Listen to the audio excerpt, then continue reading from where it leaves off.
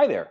You know, if you've watched my channel over the last few months, you may have noticed the occasional appearance of a new Bredl's python and a new coastal carpet python. Are they poisonous? I mean, I don't think so, Kent, but I don't plan on eating them. You don't think so? Well, are they from some dangerous place like the Amazon jungle or the Congo? No, they're from Australia. Australia? That's the most dangerous place on Earth. Jeez, man, what the heck? Kent, just FYI, the two black-headed pythons and this pygmy python are Australian, and so far we've survived.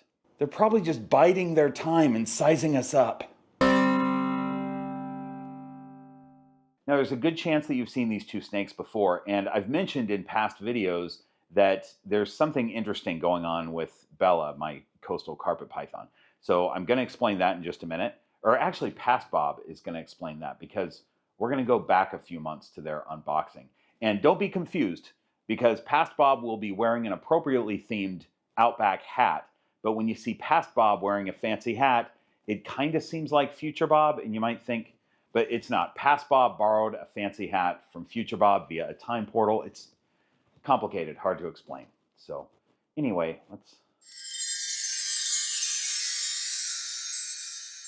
It is New Species Day. I'm very excited.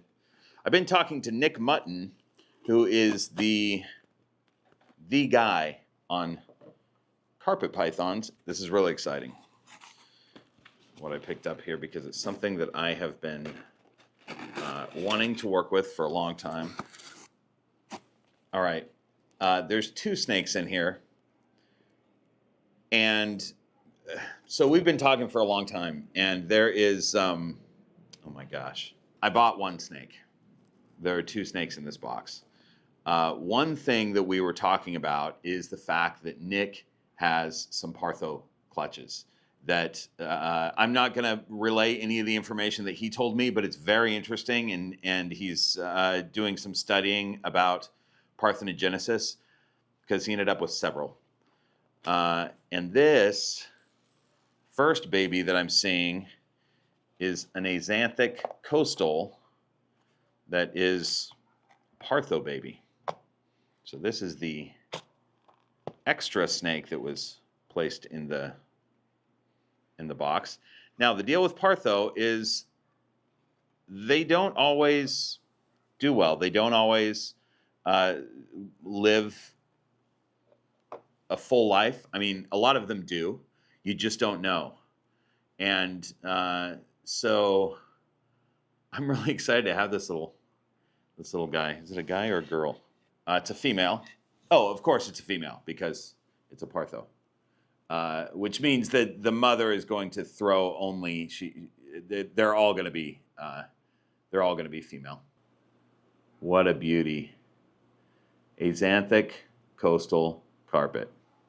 Let's unwind you and put you back in your little thing for now, huh? Can we do that? You're so cute. So sometimes Partho babies do just fine, and sometimes they don't. The easy explanation is that their genetics are not as strong as they would be if this baby had a father. By the way, that's what we're talking about. A Partho clutch is when a mother essentially clones herself. This baby didn't have a father.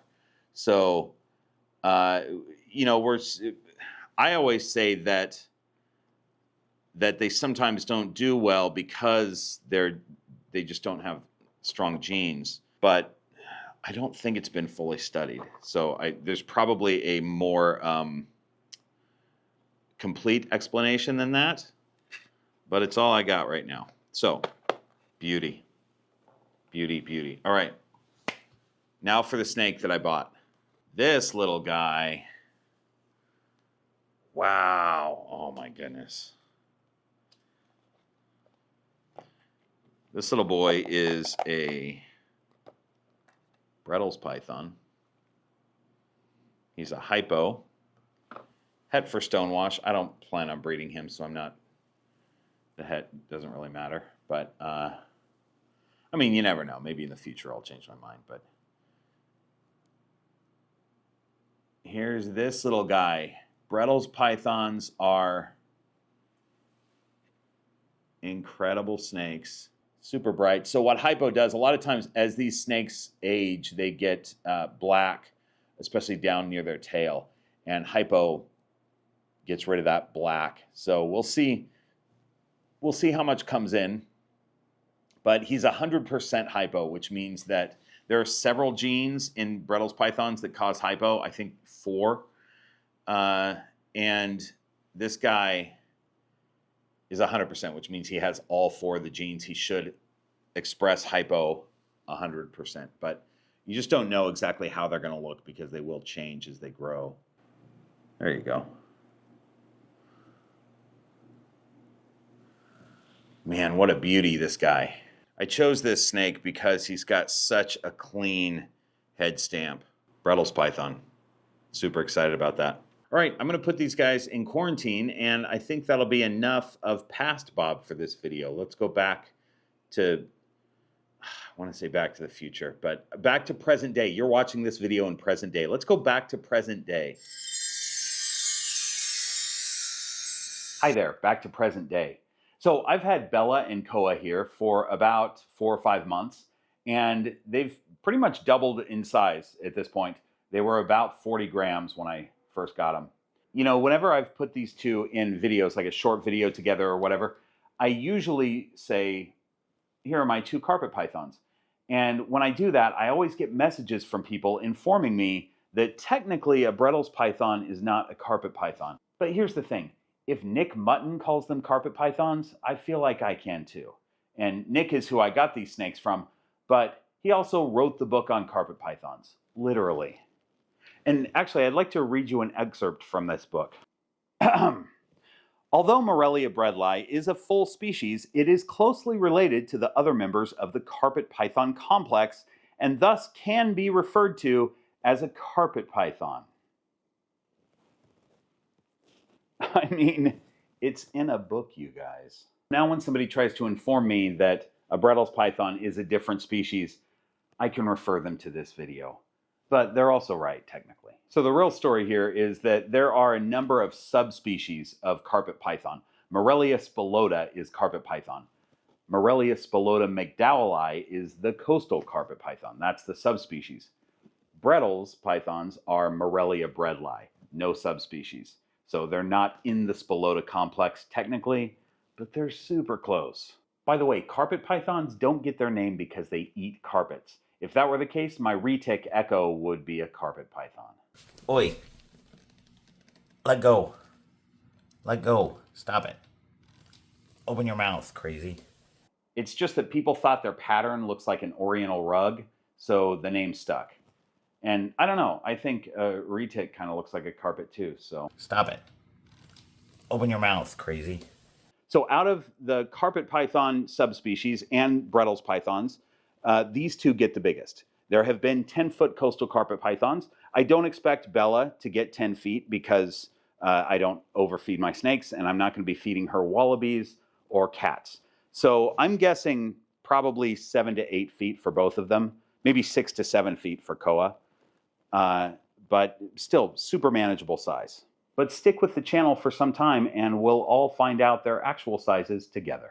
I've put them on the snake tree because I need my hands for this. So Bredl's pythons come from smack dead center of Australia in a fairly small range around the Alice Springs area. And that part of Australia is tough living. It gets over 100 degrees in the summertime, and it gets down to like 40 in the wintertime. And there can be a 30-degree fluctuation just in one day. So these are really tough animals that can handle stuff. And the cool thing is that when a Bredl's python gets a little bit bigger, there's not many other animals that want to be in that area. So they don't really have many predators. At this size, there's all kinds of birds of prey that want to eat them and stuff like that. But when they get some size on them, they kind of become relaxed and very tractable, even in the wild. I've heard that people can walk up on them and pick them up, and it's no big deal. So because of that, they have the reputation of being fairly defensive in their first year. And then once they get some size on them, they just kind of naturally chill out. And they might be the best pet snake for many of you, but we'll talk about that in future videos. Why? Why is this map such a problem? Ugh, this map is the worst. The coastal carpet python is from the eastern coast of Australia. I'm going to guess that's right around Brisbane. Brisbane? Do they say Brisbane? They say Melbourne. Don't say Melbourne. That's not right. It's Melbourne. I'm guessing it's Brisbane also, but I don't know. Anyway, Brisbane, up into Queensland. If you follow the Sunshine Coast snake catchers on social media, they pull a lot of big coastal carpet pythons out of people's attics and barbecues and cars. Coastal carpet pythons love to get into people's stuff. Also a very hardy snake, although they don't live in the super harsh conditions that the Bredl's python does, but same sort of reputation of being defensive as a baby, but easily socialized with a little bit of work. We're going to talk about their individual personalities here in a minute, but let me show you their setups. Let me show you what I have them in. And we'll do that while we scroll the Horde of Keepers over on Patreon. These are the folks that support the channel and they get extra perks for doing so. If you're interested in taking a look at what that's all about, patreon.com/greenroompythons. I really appreciate the help because without them, this channel would not be a thing. So I just have these snakes in tubs right now, and I experimented with a sort of bioactive, although they don't have plants in them. I just have dirt in there, and I've got some springtails and isopods just kind of for the heck of it because I had some. And I gave them some different things to check out, and those get changed out a little bit. Because they're arboreal snakes, they have a little bit of fencing in there that they can sit up on top of, and they often do. And they've got plenty of hides. If you're putting dirt in a tub situation, you want to have it pretty thin or non-existent over the heat tape, and that's what I've got. So this is a temporary situation for them. You know, the plan was to have them in tubs their first year because really the first year of a carpet python's life, they're generally hiding most of the time. And these two pretty much do that.